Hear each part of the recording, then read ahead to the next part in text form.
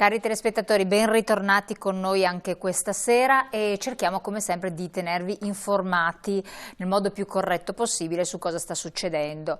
Io sto cercando di invitare, nei limiti possibili, nel numero ridottissimo, i rappresentanti delle categorie produttive che quindi si rivolgono non soltanto agli associati ma un po' a chi rappresentano, in modo che dalla loro viva voce si possa comprendere un po' cosa sta succedendo, quali sono le istanze che vengono anche presentate di volta in volta al governo, cosa è accoglibile oppure no, che risposte hanno da parte delle istituzioni governative, in modo da avere poi un confronto attivo e un aggiornamento costante. Qui con noi in studio, ve li presento subito, poi ve li ripresenterò dopo lo spazio dedicato agli anziani, abbiamo il Presidente Carlo Valerio, Presidente di Confapi Padova, Piccole e Medie Aziende del Territorio, grazie di essere qui con noi. Buonasera, con l'augurio che domani sia ancora migliore di questa. Speriamo bene veramente. E il Presidente regionale di Confartigianato del Veneto, Agostino Bonomo, grazie anche a lei. Buonasera. E tantissime imprese artigiane del territorio regionale.